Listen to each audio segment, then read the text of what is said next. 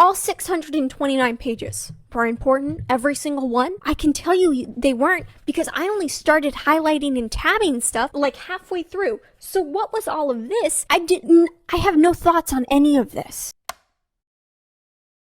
Hi, I'm Kaylee J. I've made a couple of videos about Twilight previously, so if you didn't know about that, you're jumping into this one and you're like, she's reading the third book. I made 2 other videos. Should be on this side of the screen, I think. I am not positive though, so I'm gonna point over here real quick, and if I get it wrong, no I didn't, because I pointed at both. I turned 21, I had a birthday, Christmas happened, I hope you all had a lovely happy holidays. Let me know what's going on, and it's really cold out in Southern California. It was 80 degrees on Christmas, I was freezing to death, so I hope you're somewhere nice and cozy and warm for this winter season, and enjoy the rest of the video. So maybe I did film this at the end of 2022, and now maybe it is the middle of 2023. What of it? Is that how you sync up audio? I don't know how. You might be like, hey, she's holding a microphone. And then you might also be like, hey, the sound quality is better. And I'm here to tell you that those things are correlated to each other. Guess who finally finished Eclipse? I did. I did it. You can stop badgering me in my dreams. I hear you. I finished the book. Let's discuss it. Usually I like to film these videos the day I finish the book, and I did do that, except for the fact that then my parents gave me this cool microphone for Christmas. And I decided that obviously I needed to refilm the video because I got this cool new microphone now, so obviously I have to. This book is different than the others because I think it has the least amount of plot I've ever experienced while reading a novel before. It's quite fascinating. The story of Eclipse basically goes as follows. Edward and Bella are fighting because Bella is friends with Jacob. Bella goes to La Push a couple of times, even though Edward tells her no. Bella's hanging out with Jacob. She then listens as the author Stephanie Meyer butchers and exploits some Native American culture for her own personal gain.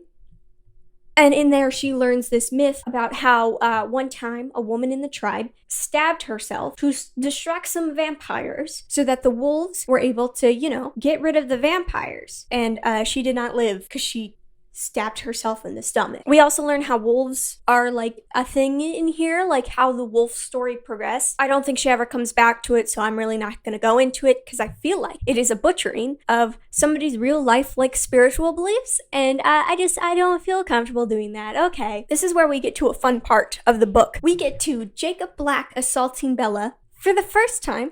You heard that right. There's more times. He forcefully kisses her. I'm going to talk about this more later. I'm going to keep saying that. So, I didn't like it. Okay, moving on for the time being. Oh, actually something happens before this. This is also when we're introduced to the concept of imprinting. I'm going to talk more about imprinting later, but we learn about it. Okay, next. Did you know graduation's coming up? This is good news for Bella, because she wants to be a vampire. However, Alice is like, you have to experience human things, Bella.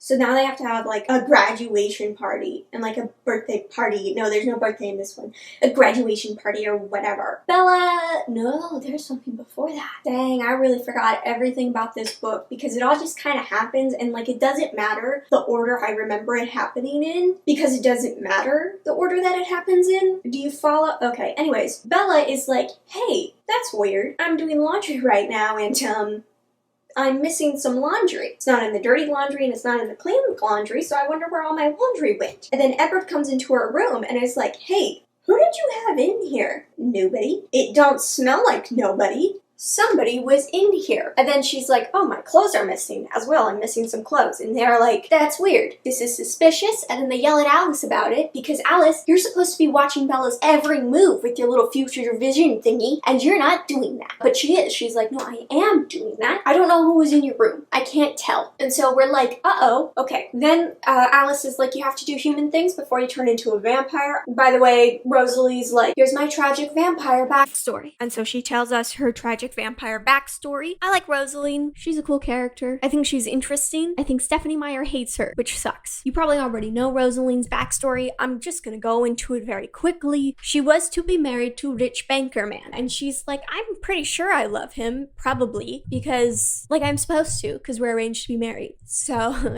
and then him and his friends assault her. I don't know why this is a theme in this book for young adults that's about vampires and werewolves. But assault of women is a heavy theme. She's assaulted, left for dead until Mr. Carlisle finds her and is like, you know what? She's so beautiful that I have to make her a vampire. So he does. And then Rosaline's like, okay, cool. I'm gonna murder everyone. And so she does that. However, she does not spill any blood. And so she is the only Cullen to have not tasted human blood at all. She has the cleanest record out of everybody, minus those like 5 people she murdered, which she doesn't really count. And then Emmett was fighting a bear. I think Rosaline was like, you know what? That's the man for me. And now Emmett's a vampire. His story is not tragic. He has a great time being a vampire. He doesn't know what's wrong with the rest of his siblings. They're all like real sad all the time. He's having a great time. So sucks to be them, I guess. That is Rosaline's sad, tragic vampire story. And this is all to be like, Bella, you need to experience human life. You have a choice here. And you choose to become a monster. And then Alice is like, we need to have human life. Let's throw a graduation party, even though somebody was in your room stealing clothes. Graduation party time. I forgot about the murders in Seattle. There are murders in Seattle. Nobody's surprised about that though. Anyways, they're checking into this because they're like, well, maybe it has something to do with us. Graduation party is up and they're like, you know, and Bella's like, something about these Seattle deaths and my clothes being stolen. You know, something about that. I feel like they're connected. She's right. I'm so proud of her. Look at her being smart. Basically, Alice has a vision during the graduation party. By the way, Jacob comes to the graduation party. And then Bella herself states, you assaulted me. I don't think of that as a kiss. Everybody ignores the assault part of that and we just move on. I'll talk about it more later. Okay. So Jacob's there and he's like kind of bothering Bella with all of his werewolf friends. And then Bella's like, Alice is having a vision. Hold on one second. And they're like, what's going on? She runs up to Alice and she's like, I think I've connected dots. And Alice is like, there is a newborn vampire army being built right now. By the way, why is Jacob here? And then they do something else that I'll talk about in a minute. Please wait. Bella's like, okay, I think these two things are connected. Does she mention that now or later? I think it's now. Again, it's really not that important in what order things are revealed because it all happens at the same time at the end of the book. So it's not important. So Alice is like, there's a newborn army coming and the problem with that is, you know, we're outnumbered and blah, blah, blah. And, you know, I think they're coming for Bella. And then Jacob says, what do you mean outnumbered? And Bella's like, no. And Alice is like, oh, I like this idea. No. Yeah, it's a great idea. I'm a genius werewolf man, and I'm in love with her. So I'll do anything to protect her. And Alice is like, this is a great plan. And Bella is like, I don't even know what the plan is. But no, the answer is no. They don't listen to Bella. Basically, the werewolves and the vampires are like, well, if we team up to do this, nobody has to get hurt. Whoop, whoop. It's a pretty smart plan, actually, and it forces them to come together to defeat a common enemy. So that's nice. This leads to fun training time to train for the vampires coming. And in this, we get Jasper's sad, very sad story. I'm going to come back to Jasper as a whole later on. Give me a second. God, quit rushing me. Jasper was a Confederate soldier. I'll talk about it later. And he is walking, around when all of a sudden there's like 3 vampires, but like the only one that matters is Maria. I think her name is Maria. Is like, wow.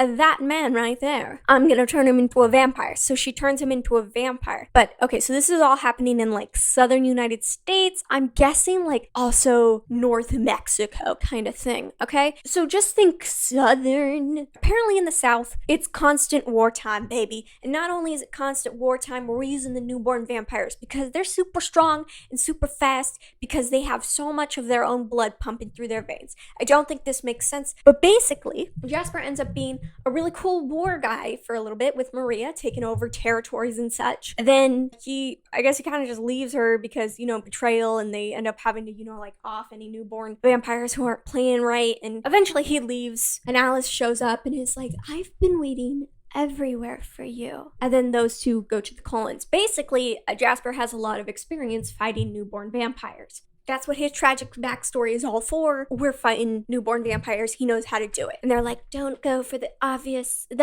kill is the kill they're looking for and the kill they're gonna do. So don't do that.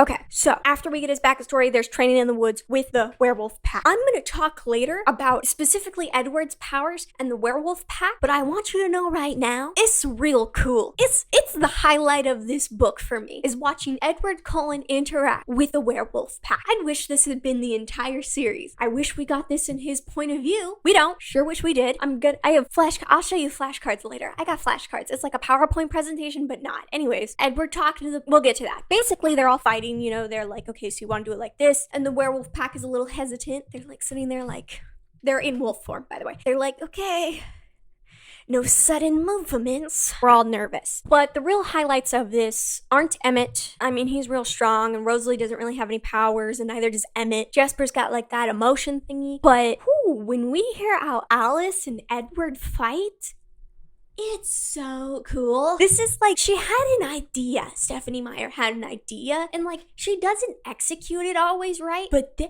this part, oh my god. So basically, Alice sees into the future, and it's all dictated by choice. We know this. We've already established this. So every time you go to like throw a fist at her and you decide to do that, she sees you do that. So she's always one step ahead of you. They describe it, her fighting, as like she's dancing. There's already been a lot of references to, she looks like a dancer, like a ballet dancer. And so she calls it, I think Stephanie calls it like Alice is dancing a dance that only she knows the choreography to. I love that. That is so interesting, where she's always one move ahead of you. She always knows exactly what?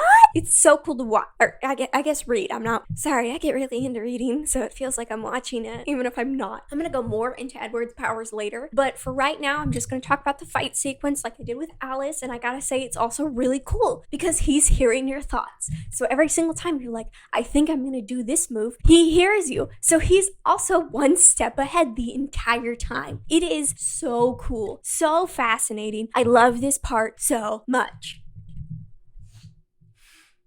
Okay, we find out when the vampires are coming. It's soon. They're soon. They're gonna be here soon. Everybody get ready. This is also when Bella and Edward have a little chat about marriage. She's like, fine, I'll marry you, but I have some things I want from you beforehand. She's talking about the honeymoon. Ha ha ha. Woot woo. Careful, girly. Not in this good Christian household. And so basically now they get married. They're engaged. He has his mom's wedding ring. She seems to like it. It's actually really funny because usually when I hear people complain about this, they're like, she doesn't like big gaudy things, and she doesn't. But also when she sees the ring, she's like, oh, this is gorgeous. This is like really... A girl could get used. This is real nice. I also think that she likes that it's antique. I don't know. There's a cute little sequence there. Maybe I'll talk about it. Maybe I won't. You'll notice I'm not really doing quotes right now because later. The plan is as follows. Run Bella around the woods and spread her scent places. Then have Jacob, stinky, smelly werewolf boy, pick her up and run her to location where Edward will be with other werewolf. And they hang out there while people fight. The plan is followed through. It's really cold out. You know where this is going. It's so cold out, and she's gonna freeze to death. Unless Jacob gets underneath the covers. It's so contrived. I get what she's trying to do. The drama of it all. But I don't care, Stephanie. You don't like Jacob. I can tell you don't like Jacob, and that he's not gonna win. So why should I care about Jacob? If you don't care about Jacob. This is your Bella Jacob shippers. Here's your moment. This is also where we have the two legs of the love triangle talk to each other. So Jacob and Edward have a little chit chat. I'll talk about it later. But I also want to mention that I read the Hunger Games first. And so to me, this whole scene reminds me of that scene in the Hunger Games where Peeta and Gale have a conversation for the first time where they're talking about what's going on. And they think Katniss is asleep, but she's not. This is something I'm going to critique here really quick. Katniss has a lot to say about what Edward and Peeta are saying. Now, she's not saying it out loud, but she's telling us what she thinks about it. Bella has nothing to say about this. Girly, what do you think about what these two are discussing? Do you maybe want to give us some insight here?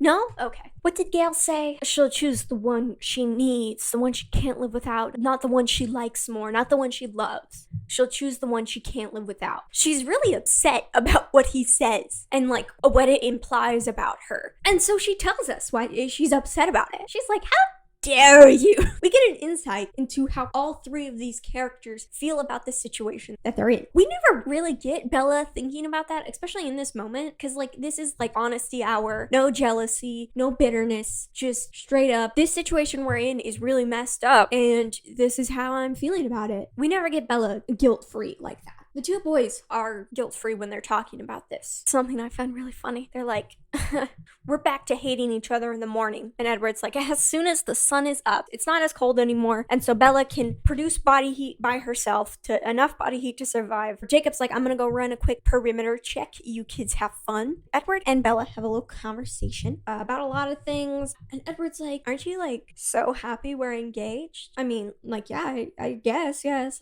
Well, I'm so happy we're engaged to be wed, to be married forever, and then I will turn you into a vampire. So when I say forever, I do not mean small amount of time. I mean forever. And Bella's like, okay. Yeah, and then Jacob howls very sadly in the distance. This scene is kind of funny. I know I'm supposed to feel bad for Jacob. I don't. I'm sorry. I'll talk about it later, but it is funny just to think about him bringing up the engagement just to be a bitch. Just to rub it in a little. You wish you were me. Jacob's sad, and this is when Jacob assaults Bella for a second time. Remember when I said it was a theme? It's a theme. It's a motif. He's like, I'm upset and sad. And you know what?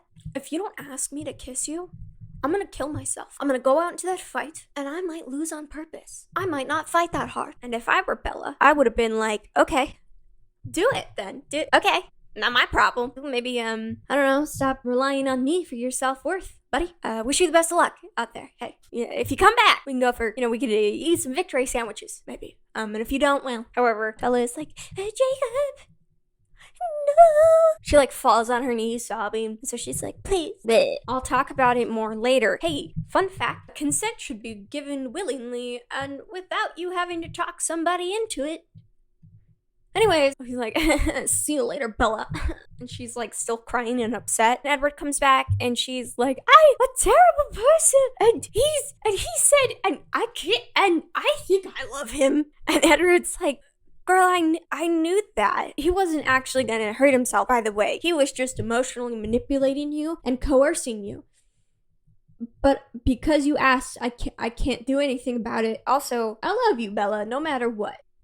That's how that scene ends. So he's hanging out with Seth. Seth is the youngest little werewolf boy, and I think there's drama with his parents. Is it his parents? I think it's his parents. He's there to like allow Edward to keep in touch with the pack, by the way. Edward can keep in touch. It's the thing I'm going to talk about later. Anyways, when all of a sudden Seth is like, we've got trouble. Victoria and boy toy Riley show up to eat Bella. Edward tells Seth to run. Seth runs and then comes back and attacks Riley while Edward takes care of Victoria. And so they're fighting, and then Seth does like a little werewolf limp, and Bella's like, oh my god, he's a child. I'm not gonna let a child get hurt for me. I don't know how Edward's doing in this battle right now. Remember that story about that woman, that human woman who distracted the vampires so that they could win the battle?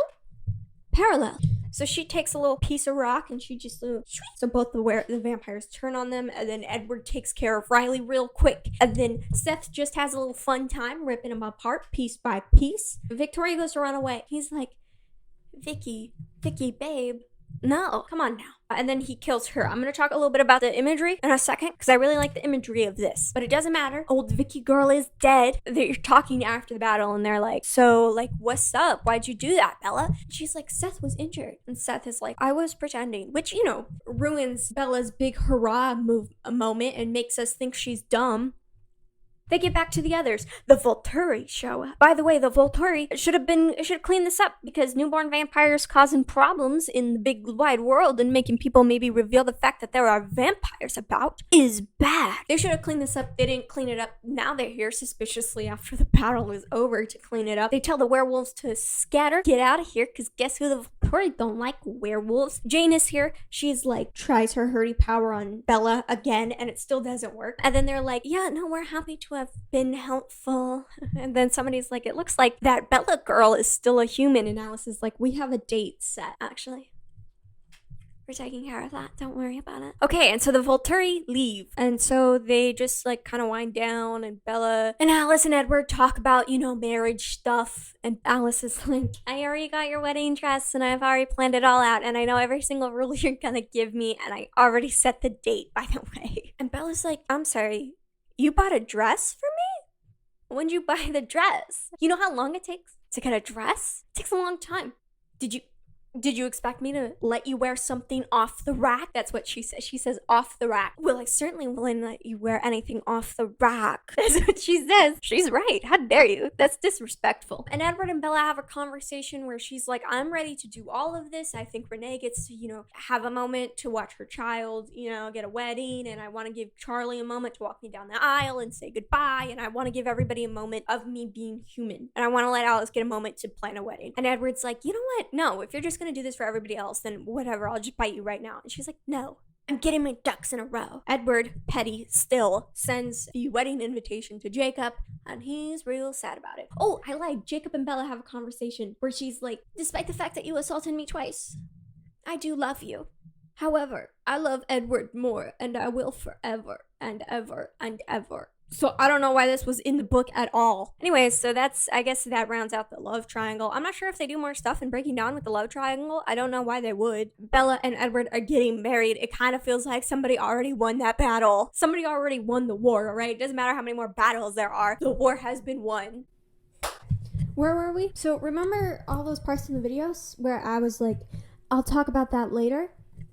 It's the later part. Okay, so I don't really do scripts, but I made little note cards so I would remember. Let's go ahead and start off with the things I like. Look, it says things I like. Let's start with those. We're going to talk about gothic romance and devotion. I've talked a little bit before about how Stephanie Meyer is really trying to write a gothic romance, which is supposed to kind of help with all the creepy parts that she's doing, because these romances are supposed to be obsessive and stalkerish, kinda, except consensual stalkingness. Basically, I kind of liked how in the end, Edward fully falls into this devotion category. Basically, he kind of gets over the fact that Bella might be in love with Jacob, and he's like, if being with Jacob is what would make you happy, I would be okay with that, because you would be happy. That kind of devotion, you're devoted to this person so much that if they were happiest being in a romantic relationship with somebody that wasn't you would be fine with that because you love them so much. It's an interesting concept. I mean, I think maybe this is also why I'm just not that big of a fan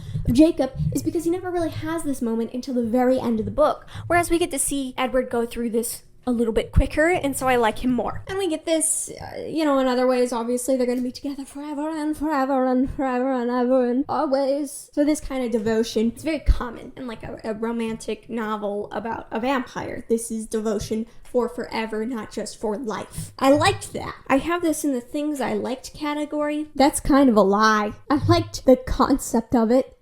I didn't like how she executed it, but I liked the idea. The idea was there. And that's what makes it so sad, is that we almost did it, gang. We were this close. Basically, there's a lot of moments in here where Edward and Jacob end up in some sort of camaraderie. It's only for like a couple of minutes, and it's because they're working together, whatever. And in those couple of scenes, we get the most interesting dynamic I've seen in this entire book, where they're like a little antagonistic, sure, but like they seem to be buddy pals, like if they weren't fighting over a girl, you get the impression that Jacob and Edward would really kind of get along and balance each other out really well. And so it's a really big bummer that they don't get to be friends. It makes me sad. I'm like, oh, but you guys could be besties though. Like if you really want, you guys could be besties. I tabbed some of these pages so it would be easier for me to, You'll notice I didn't tab any of the beginning pages. That's because nothing happens in those pages. And Stephanie Meyer hates me. So there's this moment, and I think it's actually kind of interesting. I'm not doing the quote thing this time. I want this video to come out eventually, so I'm not gonna do that. And if you have a problem with that, you edit this fucking video, alright? I'm tired. By the way, Edward is reading their minds because Edward's powers. Okay. He wants to know why, Edward murmured. Jacob growled. Not a threatening sound, an annoyed sound. And Edward's lips twitched. What? I asked. He thinks my translations leave something to be desired. What he actually thought was, That's really stupid. What is there to be worried about? I edited it because I thought it was rude. That's so funny. That's so funny. They could be buddy pals. Why aren't they buddy pals? I always find that much more interesting too in a love triangle when the two potential love interests actually like have some sort of relationship that makes them not enemies, and so it makes it difficult for them to hate each other because they're like buddies or pals, or like in the Vampire Diaries they were brothers, and so it's an incentive to be like, but I can't hate you, you're my friend, I care about you. How am I supposed to hate you because of this girl when I care about you so much? And to me that's just a much more interesting story, frankly. There's also when they talk while Bella's asleep. All of this is really interesting, the way they talk to each other. Or like after they finish discussing, right, this whole thing about them, you know, how they each feel about this situation, how they feel about her. Thank you, Edward whispered. Odd as this might sound, I suppose I'm glad you're here, Jacob. You mean as much as I'd love to kill you, I'm glad she's warm, right? It's an uncomfortable truce, isn't it? Jacob's whisper was suddenly smug. I knew you were just as crazy jealous as I am. I don't know, I think it's really interesting. There's also this quote from Edward. As I said, I'm feeling oddly grateful for your presence in her life tonight. It was the least I could do. You know, Jacob, if it weren't for the fact that we're natural enemies and that you're also trying to steal away the reason for my existence, I might actually like you. And then also when I talked about their little truce ending, here's the exact quote for that. And when does this little truce end? Jacob asked. First light, or do we wait until after the fight? There was a pause as they both considered. First light, they whispered together, and then laughed quietly. Sleep well, Jacob, Edward murmured. Enjoy the moment. That's why I think it's funny, because they're both like, so when are we going back to fighting immediately? Okay, cool.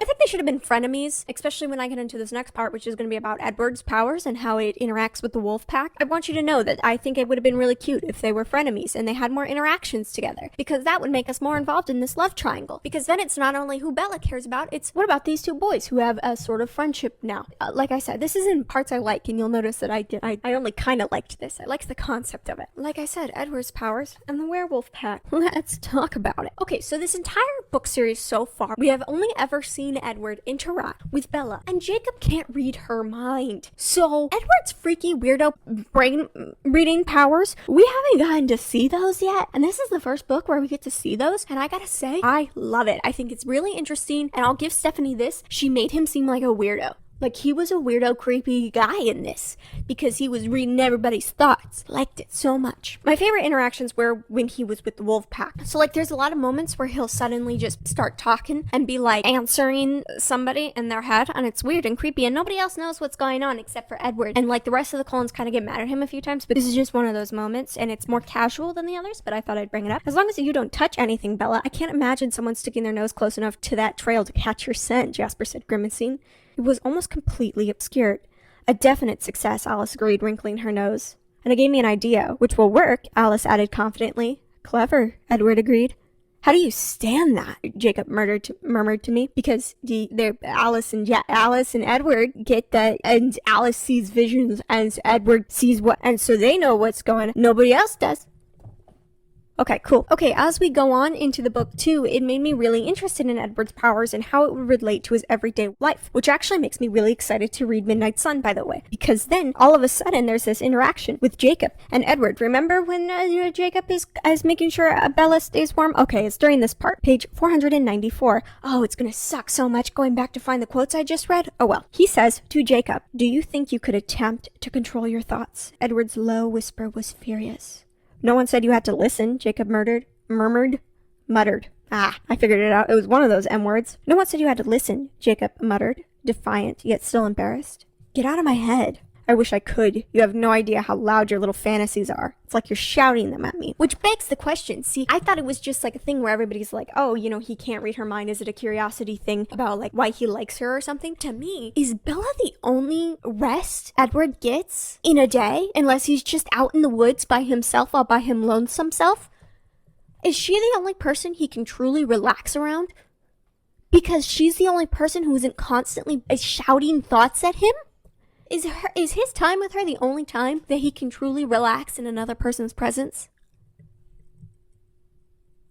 Because the implications of that, I'm fascinated by this concept that Edward cannot control his power at all. He's just constantly listening to people. Because I'll admit, in the first 2 books, it really didn't feel that way because, again, we're staying with Bella, and Bella, he can't read Bella's thoughts. But hearing this, and you're like, oh my God, you hear like everyone's thoughts all the time. Like all the time, you're hearing everyone's thoughts. That would turn somebody completely crazy. Completely, absolutely mad. Actually, you turn mad as a hatter. Are you kidding me? I don't know. I actually found that really interesting, and I'm sad we don't get more involved in that. We have more of him being a creep, which I like. I'm going to read those passages to you as well, because this truly threw me for a loop when I first read it. This is the first time Stephenie Meyer has actually ever done anything that actually interested me, and what I was shocked by. So... Victoria jerked her chin toward Edward, wordlessly ordering the boy forward. "Riley," Edward said in a soft, pleading voice. The blond boy froze, his red eyes widening. "She's lying to you, Riley," Edward told him. "Listen to me. She's lying to you just like she lied to the others who are dying now in the clearing. You know that she lied to them, and that she had you lie to them, that neither of you were ever going to help them. Is it so hard to believe that she lied to you, too?" He continues. "She doesn't love you, Riley." Edward's soft voice was compelling and almost hypnotic. "She never has. She loves someone named James. And you're no more than a tool to her." He continues on. "Riley, she knows that I will kill you, Riley. She wants you to die so that she doesn't have to keep up the pretense anymore. Yes, you've seen that, haven't you? You've read the reluctance in her eyes, suspected a false note in her promises. You were right. She never wanted you. Every kiss, every touch was a lie." Again, another little skip describing the action. "You don't have to die," Edward promised, his eyes holding the boy's. "There are other ways to live than the ways she's shown you. It's not all lies and blood, Riley. You can walk away right now.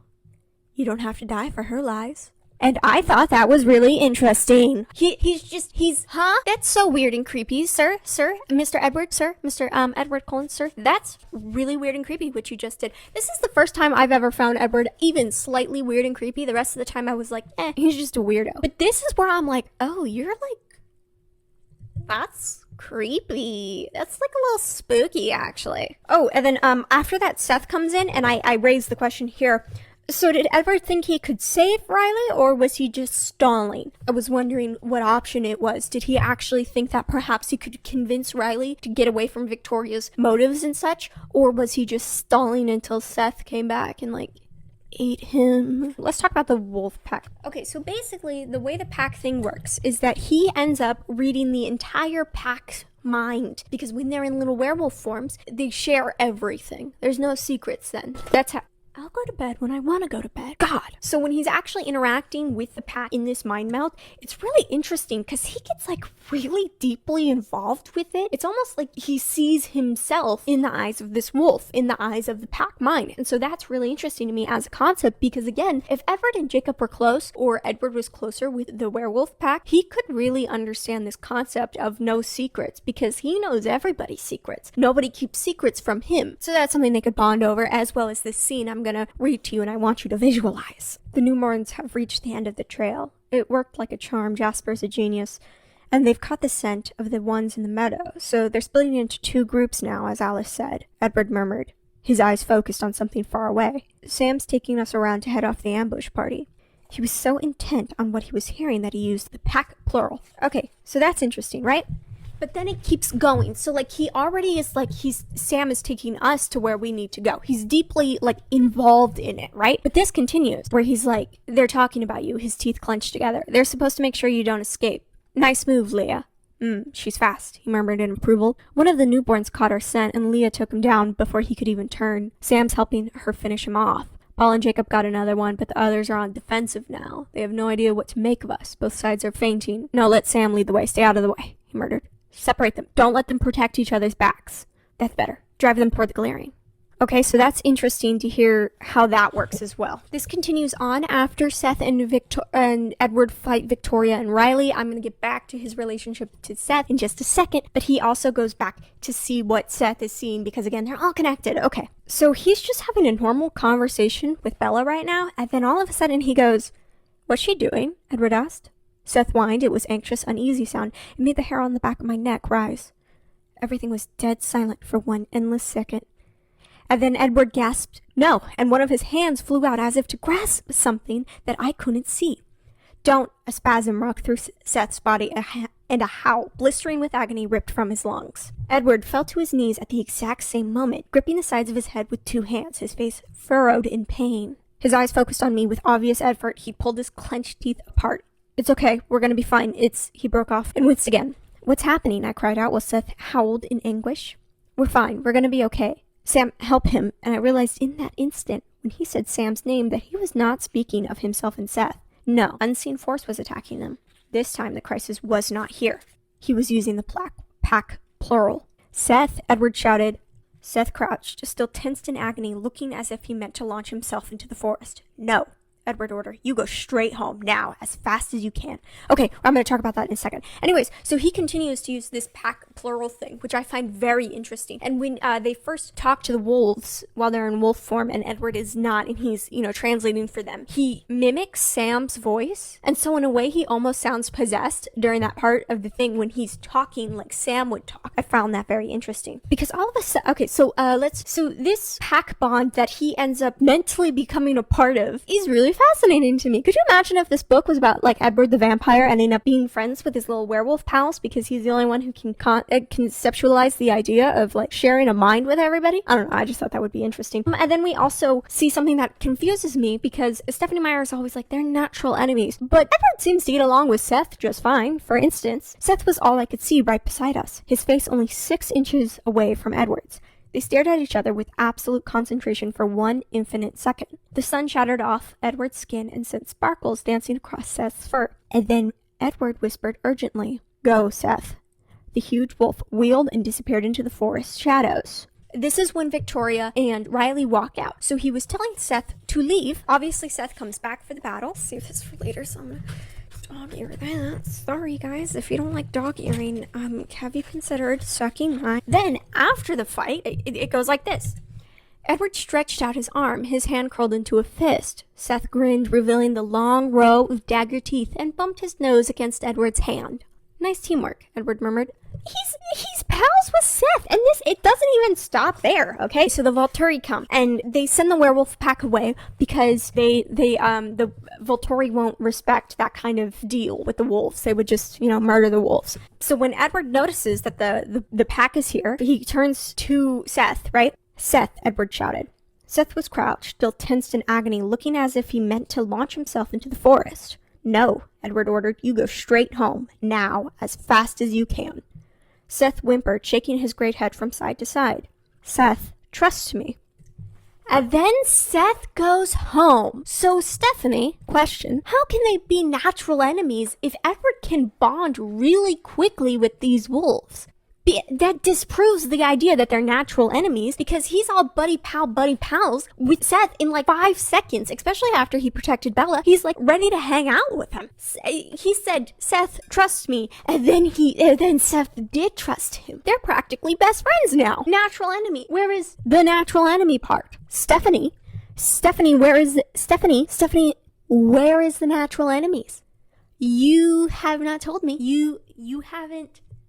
Stephanie. So basically, I find Edward's powers fascinating, and I really liked the inclusion of them. I thought they were interesting. Okay, I'm briefly going to go over a cool imagery that Stephanie Meyer included inside of the novel that I actually thought was interesting. So this is when Edward catches up to Victoria. Edward's mouth brushed once across her neck, like a caress. The squealing clamor coming from Seth's efforts covered every other noise, so there was no discernible sound to make the image one of violence. He could have been kissing her. And then the fiery tangle of hair was no longer connected to the rest of her body. It's a really cool image. It also is a parallel to the fact that Bella is in real danger when she's with Edward, because Edward could eat her at any time. And now we see this parallel in Edward seemingly embracing a woman inside of a romantic pose, kissing her neck, and then her head falls off because he bites her head off. That's interesting. That is so cool. That's a very nice image, Stephanie. I really like that image, Stephanie. Stephanie, you did one thing right. It was that little image you cooked up. That was really cool. Those are all the things I liked. Let's move on to the flashcards of things I didn't like, shall we? Remember when I said I would talk about the imprint thing? Guess what it's time to talk about? I feel weird because I just keep giving you quotes, but I'm just like, I feel like you should understand this. I'm going to bring up consent a couple of times, especially when we're going to talk about the assault that Bella goes through from Jacob later in the book. So I'm going to discuss that later on. But right now I want to talk about imprinting and how I hate it. Okay. So because Edward reads minds, he's actually the one that I think gives the best description of imprinting and explains pretty succinctly why I hate it. So I'm going to read the description that Edward has for it. "Oh, I know," he said. "The imprinting compulsion is one of the strangest things I've ever witnessed in my life, and I've seen some strange things." He shook his head wonderingly. "The way Sam is tied to his Emily is impossible to describe. Or should I say her Sam? Sam really had no choice. It reminds me of a Midsummer Night's Dream, with all the chaos caused by the fairies' love spells. Like magic." Hey, Huh? So we're using words like compulsion and no choice and fairies' love spells, and all of that really goes into the concept of free will, and more importantly, consent. It says here that Sam had no choice in the matter at all. That really doesn't sound like love to me personally, and more importantly, I asked the question of this because Emily is in a romantic relationship with Sam, and Sam has no choice in the matter. Is she not abusing him? She is in a position of power over him, and later on, they're like, whatever the relationship wants to be between the two people is what it will be. So this is just awful and is magical, non-consenting spray sprayed all over the place, and I don't like it, Stephanie. Stephanie, what is with you and consent? Why do you do this to me when you could just be normal, actually, instead? Why? I don't love it, and I know we're only getting this for later on, because I know what happens in Breaking Down, alright? It's not gonna be a surprise. But all of that is to say, I don't love it. I actually hate it like a whole bunch. So let's go on to a slightly lighter note before I go into really, really bad things, and then we'll go over it. Why Bella? Why Bella? Stephanie never really goes into why Bella. Okay, I understand that Bella Swan is ultimately supposed to be kind of a bland character so that we, the readers, can insert ourselves on her and have a lovely romance with Edward, okay? But also, why do so many boys find themselves in love with Bella Swan? I don't mean this in a mean way. It's just that because we're hearing all this from Bella's perspective, she doesn't think very nice things about herself. Because we're never hearing anything nice about her, we end up in this position where we're like, hey, why Bella? Why is Jacob in love with Bella? Why is Edward in love with Bella? Why was Mike interested in her? Why was Tyler interested in her? Why were most of the boys at her school interested in her? What about her was interesting? Is she funny? Is she really kind? Is she a really good listener? Does she just have an allure to her that makes people want to know more about her? Is she really just mysterious? Because she doesn't seem like a good friend. She's not even that nice to Jacob, but she's definitely not a nice friend to like Jessica or Angela. And like, I think she's kind of funny sometimes, but she hasn't been funny in like since Twilight, much less New Moon, where she wasn't really that funny. She doesn't describe herself as very caring. We see her do some very caring moments, but she doesn't describe herself as caring, and she doesn't seem very particularly kind. She kind of, just kind of cares about the people she cares about. She's not overtly kind or anything. Like, if we just had one character be like, you're just such an alluring figure. You just seem really mysterious. I don't know what it is about you, but I wanted to be friends with you since the day I saw you. Or somebody being like, yeah, I thought you're just so funny. Or even, you're just so caring and kind. Yeah, of course all these boys had a crush on you. You're pretty and you're kind and caring. You have an air of mystery to you, Bella. Like, any halfway decent character just telling us why Bella would make this at least a little bit better, I think. It's not that big of a deal. Like I said, we're supposed to insert ourselves into Bella's life. We're supposed to pretend that we're Bella and we are having the romantic relationship with Edward. Yes, I understand. But also, why does Edward love her? Why does Jacob love her? What about Bella is so interesting. We never get an answer. And it really kind of bothers me because it's like, it's not that it would make the story so much better, but it would kind of help ground us in some sort of something. Because I don't know why Angela likes hanging out with Bella. She only hangs out with her in the beginning of the book and then never again. So why in the world is Angela her friend? Like in New Moon, Angela's like, we're glad you're back, Bella, after she's been like comatose depressed for like months. And I end up asking the question, why does she care? Bella does not seem to be particularly nice. She tends to ignore conversations at lunch and not really pay attention when her and Jessica and Angela are picking out outfits for like, what was it, the formal or whatever. She doesn't care. She's not there with them when they're, getting ready for prom. Why is she friends with her? And if like there's no reason and you just say like she's mystery girl, you could just say she's mysterious. You could honestly just be like, she's mysterious and people are interested in her. I'd be like, yeah, okay, that makes sense. Like one instance where Angela's like, I'm so glad, I just like getting to know you because you were the mysterious new girl, and now like I don't know how much about you even now, but I'm glad that we're kind of close. Okay, next, let's talk about the big heavy hitter of this episode. I don't like Jacob. Let's talk about the Jacob problem. Now, I want to mention something really quickly, this concept I have of what I've nicknamed cartoon violence, what I actually describe as in real life bad thing and in universe bad thing, and how those two things don't always correlate. So, for instance, I don't care that Edward has murdered people. If somebody I knew in real life murdered people, I might care a little bit. But in universe, it doesn't really matter. Whereas in real life, it matters a whole lot. So, for instance, with cartoon violence, when somebody drops an anvil on somebody else, I'm not actually that worried. This person does not need to be forgiven or have a redemption arc. This violence in universe doesn't matter. It's cartoon violence. At first, it feels like that's what she's going for with the assault, that it's going to be cartoon violence. There's a couple of problems with this. If this was the route she's going down, it's not actually the route she ends up going down, but if this was going to be the route, this thing that he did, he assaulted her. It's bad in real life, but in universe, it's not that big of a deal. This is how I feel about a lot of Edward's behavior. The stalking, whatever. In real life, very weird and bad. In universe, I don't care. The difference is, I think, how separated people are from the violence. Like, we know nobody's actually dying on a TV show, okay? So that's always very hard to convince us that murder is wrong, unless you're really putting the emotion into it. And if you just are like, oh no, he killed somebody, nobody cares. Same with the stalking,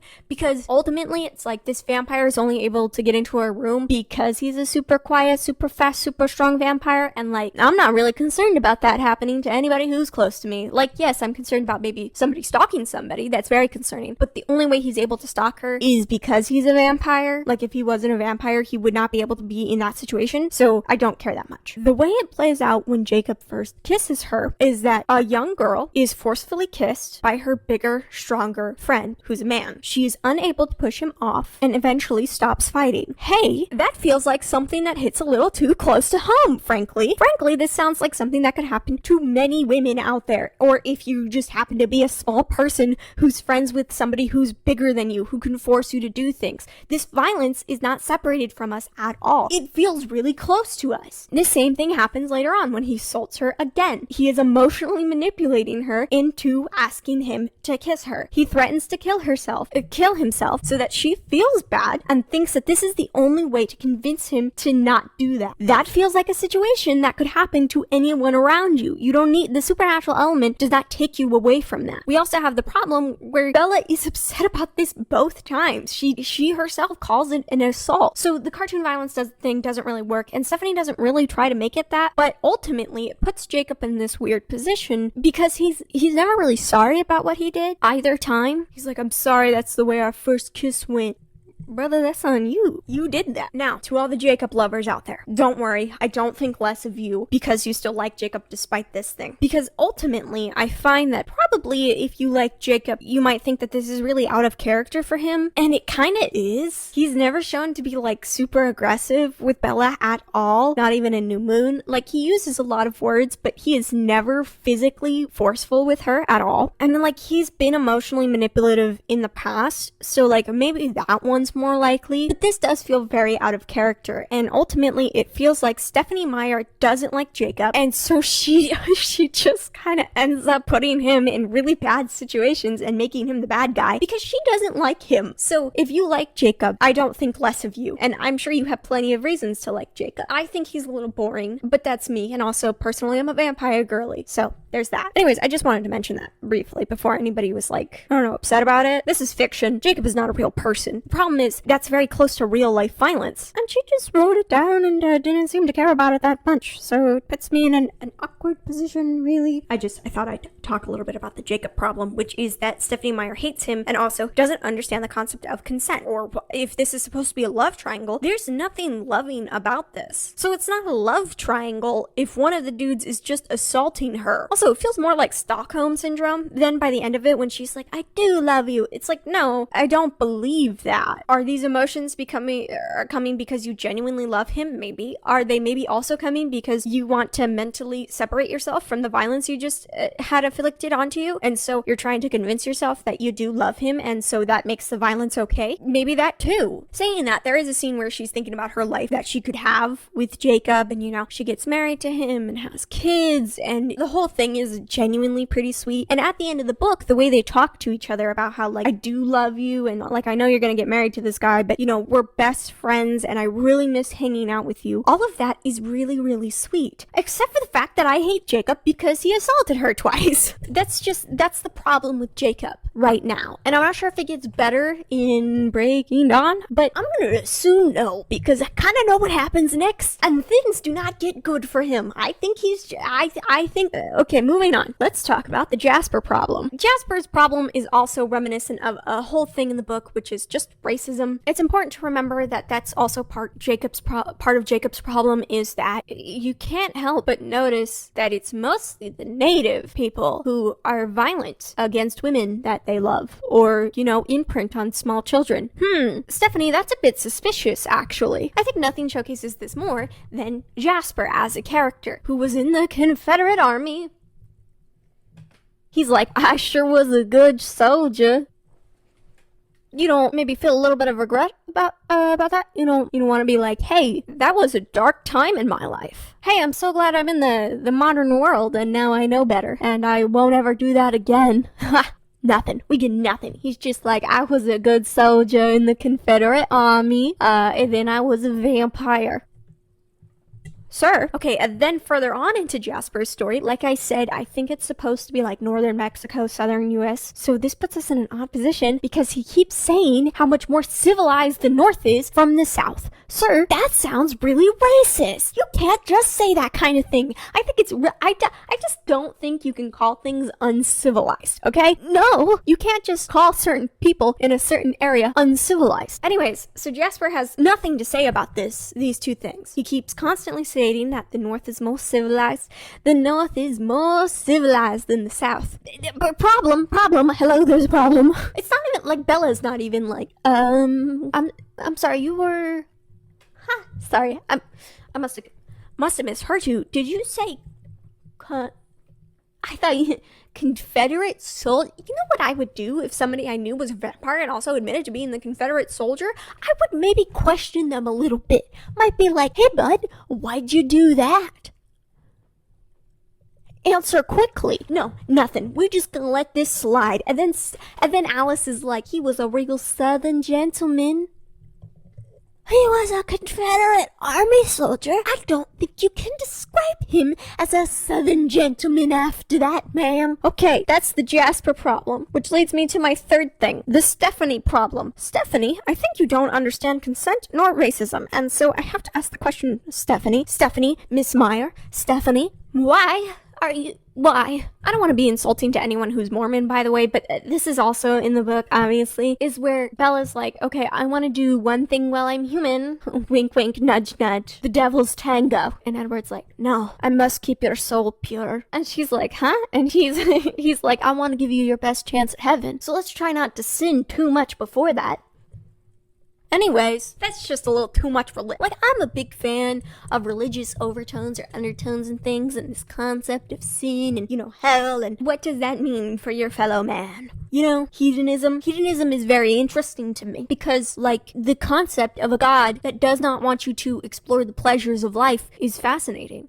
Especially in a vampire book, when we're talking about how Bella deserves to have a full human life. But you can't sin. That's just one thing. Also, she'll be like, I'm wearing my khaki skirt. And I'm like, Stephanie, girl, that's ugly. I don't know why you would put her in that. Please change her into a different outfit, dear God. So ultimately, a lot of this stuff that I have problems with is just a Stephanie Meyer problem. Stephanie, I understand that you don't like Jacob, but it kind of feels like you don't like Jacob because you made him native. I don't want to accuse people of being things that end in ist. However, it's not subtle. There's a lot of overtones of racism in here. It's not even an undertone. It's an overtone, and I don't like it. I think ultimately a lot of my problems with Jacob as a character are because Stephanie doesn't like him, and I don't want to say that there's a certain reason Stephanie doesn't like him or anything.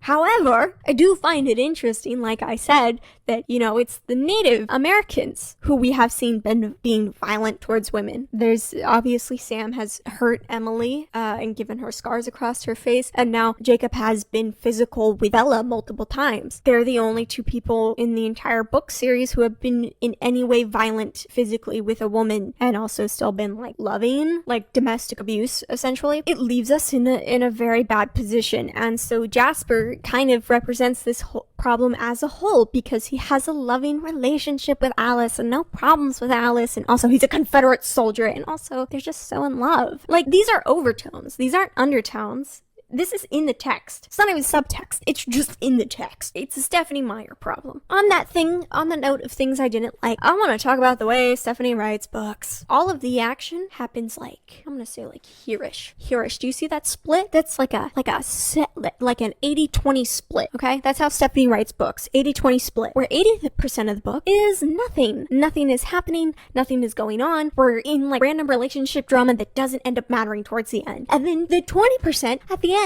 is every single thing that is happening all at once, and all the good parts of the book are at the end. I read The Lightning Thief the other day. When I tell you, that book is like, I'm Percy Jackson. Oh my god, my math teacher is a monster. I'm gonna go home to my mom. My mom seems concerned about me. We went to the beach. There's a monster chasing me and my mom. I am at camp. I got a quest to go out and do camp stuff. I am now completing the quest with my friends. The quest involves a lot of steps, so we get lots of big battles in between each scene. I have figured out the plot of this entire thing. I have a big battle at the end of the book. Resolution. There's so much going on in that book the entire time. The beginning of the book isn't even boring. It's exciting. And like, I understand that's a children's novel, but when I tell you, I was like, whoa, there's so much going on so quickly. It's because I had read Eclipse beforehand where nothing is happening the entire time, and then a lot of stuff happens at the end. It was like a breath of fresh air. You mean you can have action at the beginning of the book and interesting things can happen and it can be related to the end of the book? That's wild. And it's like, usually I'm like 100 pages in, you can usually tell if a book is going to be boring or not, because if nothing has happened in 100 pages, it means it's going to be bad. And that's true of every Twilight book. However, I do have to give it to Stephanie. You're still like invested, kind of, because you like these characters, you want to see where the relationship goes, you're interested in what happens next with Edward and Bella. Like, why are they fighting? I want to know the drama. Tell me the tea. Yeah, I thought I'd mention that briefly at the end, that this book was really boring, so the summary was really short, I think. I don't know. It's like they're arguing, oh my god, vampires, and a book. There's nothing going on. And so I think that's really Stephanie's biggest sin when it comes to these books, minus the racism, is the technical aspects of this book is really that she just has so much fluff and filler and fat at the beginning. And you have to understand, this is a long book. It's not short by any means. This book is like 129 pages of nothing. All 629 pages were important, every single one. I can tell you they weren't, because I only started highlighting and tabbing stuff like halfway through. So what was all of this? I have no thoughts on any of this. This part I have thoughts on. I'm writing in the book, I'm tabbing pages. Sure. Why wasn't the page 300 pages long? Why was it 600 pages? And I know Breaking Dawn is longer than that, which I'm scared of, because like, how much of it is just nonsense, filler nonsense? Be honest with me, Stephanie. Stephanie, trim the fat. Please, Stephanie, who's your editor? I want to have a conversation with them. And those are the main things I wanted to talk about with this book. Thank you so much for watching my video. I hope you enjoyed me talking about Eclipse for way too long. Again, I've made 2 videos about Twilight, and in a corner there's an eye icon. I think it's this side, but I don't want to be wrong. I've also made a video about Frankenstein, and I organized my bookshelf. It's also the end of the year, so I'll be going through my 2022 books, and I will see you in that video, which will be next. I will not be doing that. Yeah, let me know what books you read. I'm excited. Happy New Year, everybody. Hope you had a lovely 2022. All right, I don't know if there's anything else I want to say, really. Thank you all for coming. There's buttons. I always say this, by the way, if you don't know. There's buttons on YouTube, and if you click them, things happen. So, for instance, if you happen to like a video, you can press a button and tell me technology has gone too far, frankly. See you all next time. Bye. And right here, right now, all the way to Battery City, the little children raise their open, filthy palms like tiny daggers up to heaven. And all the juvie halls and the Ritalin rats ask angels made of neon and fucking garbage scream out, "What will save us?"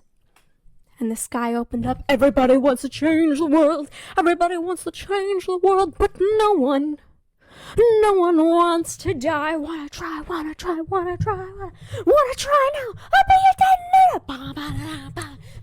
That's what I think of whenever I say all right, children. By the way, in case you were curious.